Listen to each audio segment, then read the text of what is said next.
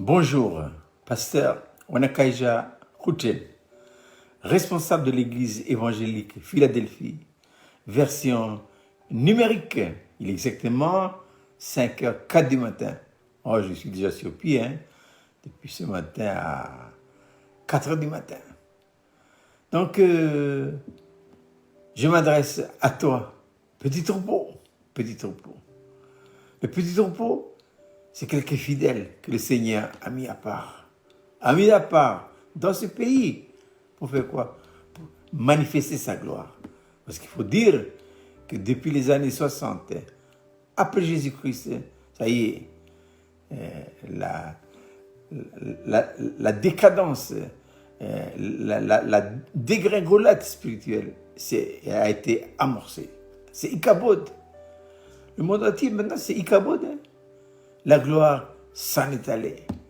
Et quand on voit dans l'Ancien comme dans la Nouvelle Dispensation, Dieu a toujours choisi, en un temps précis, un petit reste, un tout petit reste pour ramener la gloire de Dieu, pour relever la gloire de Dieu. Voilà. Et comme dira le prophète, rien n'empêche Dieu de manifester sa gloire par un grand nombre comme un petit nombre. Mais généralement, Dieu a toujours choisi le petit, un petit nombre. Et pourquoi? C'est pour ne pas que l'homme se glorifie en disant que c'est grâce à moi, on est nombreux. Non, non, non, non. C'est pour que toute la gloire revient à Dieu. Et ça, voyez-vous, c'est important. C'est pourquoi Henri et moi, ça y est, sur l'ordre de Dieu, nous avons mis en place depuis le mercredi 20 mars, pendant notre réunion semestrielle, nous avons mis en place le petit troupeau qui maintenant est parti. Voilà. Je pense à ce qu'elle sait. Et la parole que le Seigneur me donne ce matin, évidemment, ça s'adresse en premier lieu au petit troupeau. Parce que nous avons la responsabilité, mais ça s'adresse aussi au peuple de Dieu en général. Voilà. Donc, dans peu de temps, vous verrez sur les réseaux, nous allons essayer de mettre en place ce petit troupeau, un petit groupe à part, voilà, que le Seigneur a mis de côté. C'est Sophonie 3.12. Je laisserai au milieu de toi un peuple humble petit qui trouvera son refuge dans le nom de l'Éternel. Alors, quelle est la pensée du jour? Petit troupeau. C'est Galates chapitre 2, verset 20. Je crois qu'il n'y a pas meilleur fondement et démarrage pour le petit troupeau que cette partie de ce verset biblique.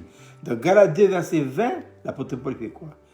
Galates 2, verset 20, on peut le mettre en parallèle avec Romains 6, où l'apôtre pose pour toi, petit troupeau, le fondement de la délivrance du péché. Voilà.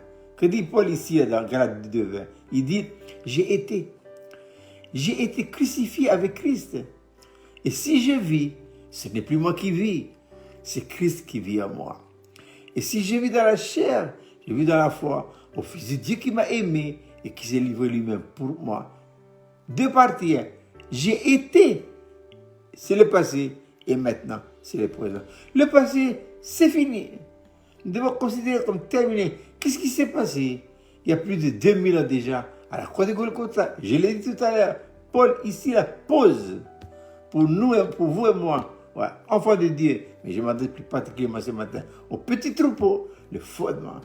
Et bien, il y a 2000 ans déjà, Jésus-Christ, le Seigneur Jésus-Christ s'est substitué à nous. Voilà. À la croix de Golgotha, il est mort. Il a pris notre place à nous. Qu'est-ce qu'on fait avec un mort?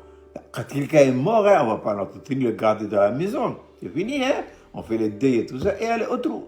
C'est parti, et c'est terminé, c'est fini ça. Et bien, il y a 2000 ans déjà, mais j'étais mort déjà. Je dois considérer, je dois accepter. Qu'est-ce qu'il faut que je fasse maintenant? Il n'y a rien à faire.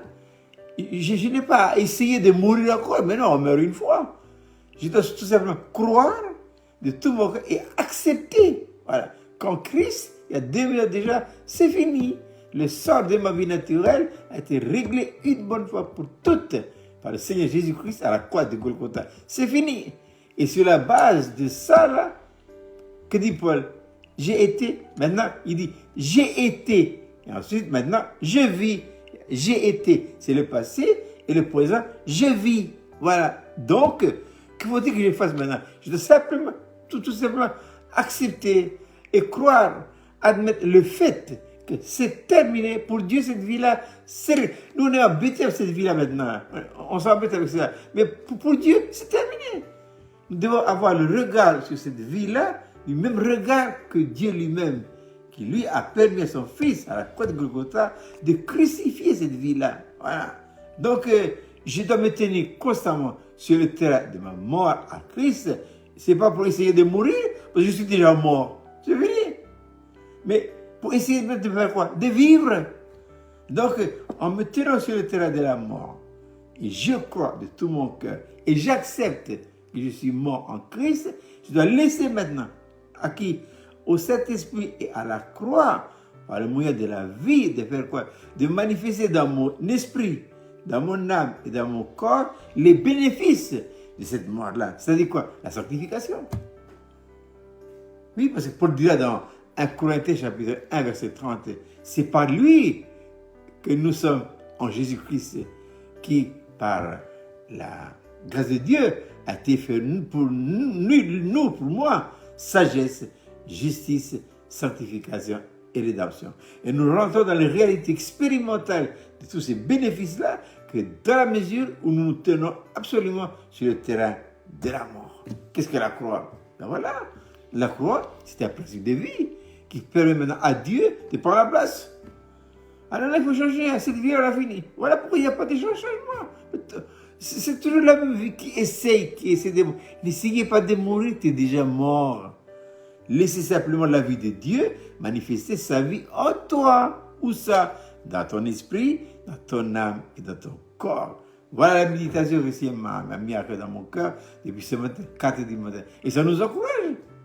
La croix, qu'est-ce que la croix pour terminer? C'est un principe de vie qui consiste à donner à Dieu tous les droits absolus et la possibilité de vivre sa vie en nous. Petit troupeau, laissez Dieu devenir ta vie. Je répète, Galates chapitre 2 verset 20, voilà, où Paul pose le fondement pour nous chrétiens, pour nous le fondement de la délivrance du péché. J'ai été crucifié avec Christ. Et si je vis, ce n'est plus moi qui vis. Fini. C'est Christ qui vit en moi. Et si je vis maintenant dans la chair, j'ai toujours le corps humain. Il vit toujours. Mais plus avec la même vie qu'avant, une autre vie. Et si je vis maintenant dans la chair, je vis dans la foi au Fils de Dieu qui m'a aimé et qui s'est livré lui-même pour moi. Je souligne pour terminer, il n'y a pas de foi dans la vie naturelle que nous chérissons tout le temps. Là. Non, non, non. Il n'y a que l'incrédulité dedans. Tous les problèmes, c'est dans la vie naturelle. Mais c'est crucifié, ça. Hein? Les bienfaits de cette crucifixion doivent maintenant être manifestés dans votre corps et dans le mien.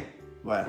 Ce n'est plus moi qui vis, c'est Christ qui vit en moi. Oh, le beau message de la croix.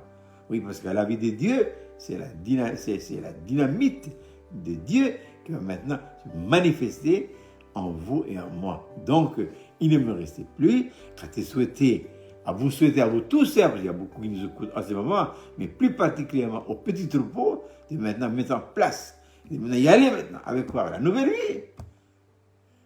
Que le Seigneur bénisse sa parole, et il ne me reste plus qu'à vous souhaiter de passer une agréable journée.